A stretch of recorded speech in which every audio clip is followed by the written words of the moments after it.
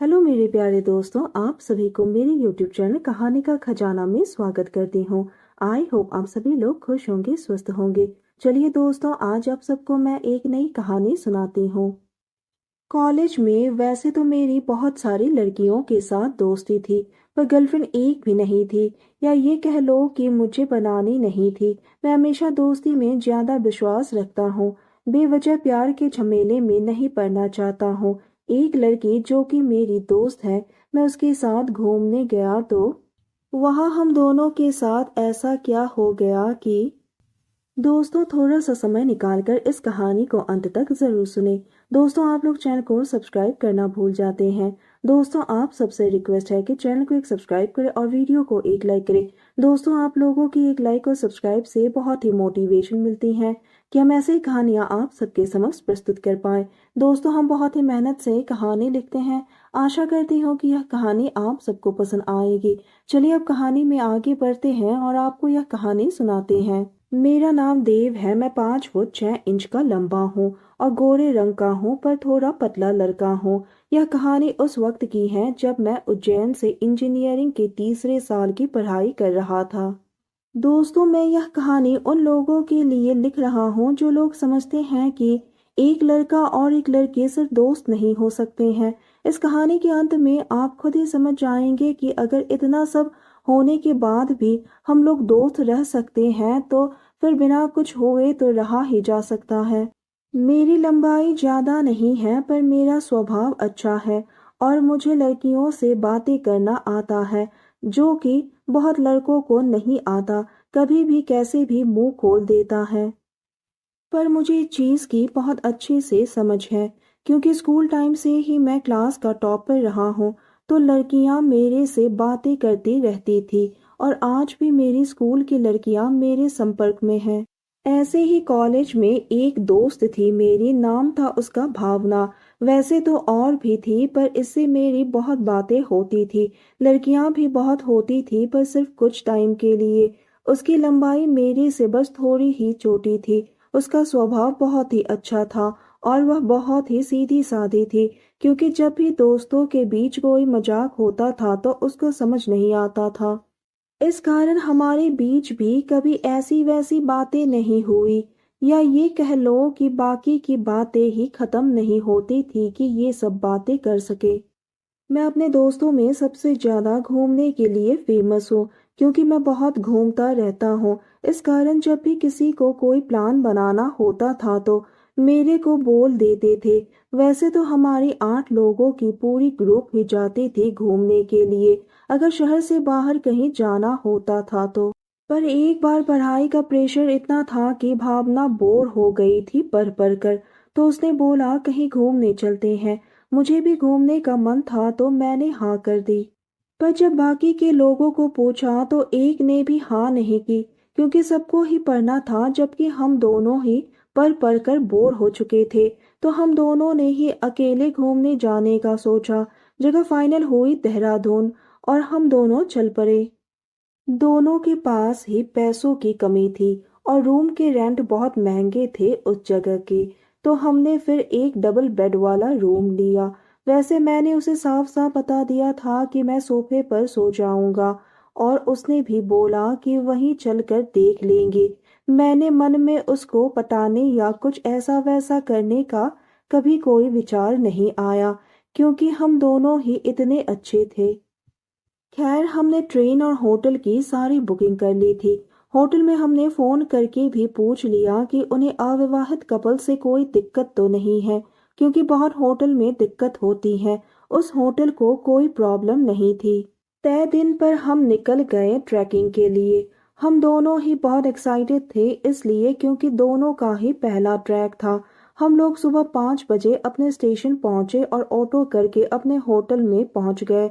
वहां बहुत ठंड थी। होटल पहुंचकर हम बारी बारी से नहाने के लिए चले गए। मैंने अपने फोन में गाना भी लगा दिए, जो दोनों को ही पसंद है। फिर हम दोनों नाश्ता करने के लिए बाहर निकले। थोड़ा हमने शहर भी घूमा, क्योंकि ट्रैक अगले दिन से शुरू करना था। दिन तो हमारा घूमने में ही चला गया। फिर रात को डिनर करके हम वापस अपने होटल में आ गए सोने के लिए। हमारा डबल बेड बहुत बड़ा था, तो भावना ने बोला कि हम लोग बेड पर अलग अलग कोने में आराम से सो सकते हैं। मुझे भी उसकी बात ठीक लगी क्योंकि मेरी ठंड के मारे हालत खराब हो रही थी।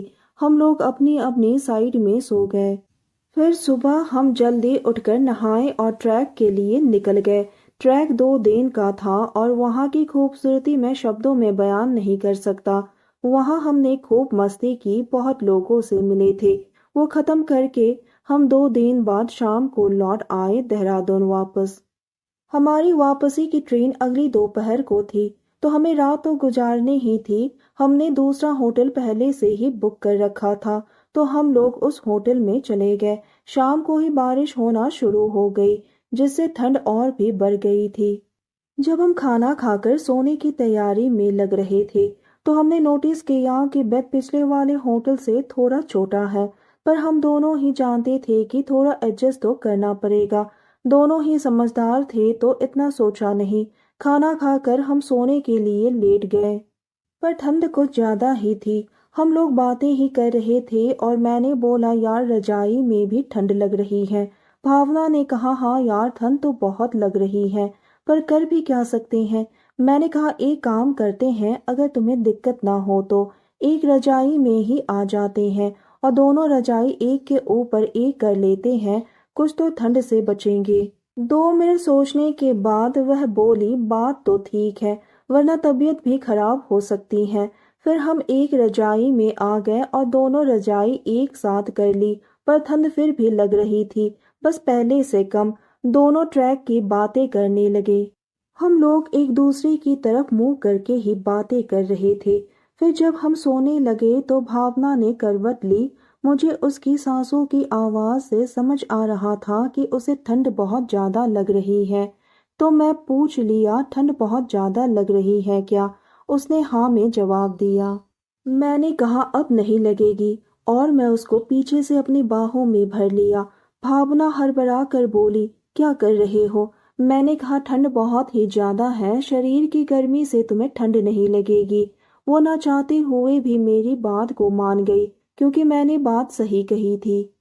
अब कितना भी अच्छा दोस्त हूँ मैं उसका, पर हूँ तो आखिर मैं एक लड़का और वह एक लड़की। भले ही दिल में ऐसा ख्याल नहीं था, पर दिमाग अपने आप ही इस मधुर एहसास पर प्रतिक्रिया करने लगा और मेरे साथ भी वही हुआ। मैंने उसको पीछे से अपनी बाहों में ले रखा था, तो मेरी सांसें उसके गर्दन पर पड़ रही थी। उसने पीछे हाथ देकर रजाई को खींचा तो उसका हाथ टच हो गया। जैसे ही उसका हाथ लगा तो मैं अंदर से हिल गया था। जब उसे एहसास हुआ कि उससे गलती हो गई है, तो उसने अपना हाथ हटा दिया और वह वैसे ही लेटे लेटे सॉरी बोलना शुरू कर दिया। फिर 5-10 सेकंड के बाद वह धीमी स्वर में बोली, अनजाने में टच हो गया। मैंने कहा, कोई बात नहीं। भावना ने कहा, तुम अनकंफर्टेबल हो रहे हो क्या? मैंने कहा, नहीं मैं बिल्कुल ठीक हूँ, तुम चिंता ना करो। मेरे मन में ऐसा वैसा कोई ख्याल नहीं है अब तक। भावना बोली, पर तुम्हारी प्रतिक्रिया तो मुझे कुछ अलग ही लग रही है। मैं कैसे कंफर्टेबल हो जाऊं? मैंने बोला, वो अपने आप थोड़ी देर में ठीक हो जाएगा, तुम बस आराम करो। भावना बोली, आराम नहीं कर सकती इस हालत में, क्योंकि प्रतिक्रिया कुछ और ही थी। फिर मैं थोड़ा करवट सही करते हुए हिला डुला और रजाई सही करने के बहाने हाथ उसके पेट पर रख दिया, पर मैं ज्यादा समय हाथ वहां पर नहीं रखा और उसके कान में धीरे से सॉरी बोला। भावना बोली, मैंने तुम्हारे उधर हाथ लगाया था, तो मैं भी अपने लगने दिया ताकि हिसाब बराबर हो जाए। पर वह अपनी बात पूरी करती इससे पहले ही मैंने बोला, हाँ तो तुम फिर से टच कर सकती हो, मैं हिसाब बराबर मान लूंगा। इस पर भावना ने मुझे कोहनी मारी। मैंने कहा, क्या मैं फिर से? भावना ने कहा, ठीक है, पर सिर्फ एक बार। मेरे स्पर्श उसको गर्माहट दे रही थी। मुझे भी पता था कि उसे अच्छा लग रहा है। मैंने कहा, मैं पूरी जिंदगी तुम्हारे साथ ऐसे ही रह सकता हूँ। वह मेरी बात सुनकर खिलखिलाकर हंसने लगी। मैंने कहा, तुम्हें कुछ भी फील नहीं होता है क्या? भावना ने कहा, होती तो है, पर थोड़ी शर्म भी आती है। मैंने कहा, हम साइंस के स्टूडेंट हैं, अगर हम ही शर्मा गए तो बाकी लोगों का क्या होगा? आओ मैं तुम्हारी शर्म दूर कर देता हूँ। तो दोस्तों यह कहानी सुनने के बाद आप सबकी क्या राय है, हमें कमेंट करके ज़रूर बताइए और साथ ही इस वीडियो को एक लाइक करें, चैनल को एक सब्सक्राइब करें और नोटिफिकेशन बेल को भी ज़रूर दबाएं ताकि अगली अपडेट सबसे पहले आपको मिले। दोस्तों आपके एक लाइक और सब्सक्राइब से बहुत ही मोटिवेशन मिलती है कि हम ऐसी ही कहानियाँ आप सबके समक्ष प्रस्तुत कर पाए। आप सबने अपना कीमती समय निकालकर इस वीडियो को सुना, इसके लिए आप सभी को धन्यवाद करती हूँ। धन्यवाद दोस्तों।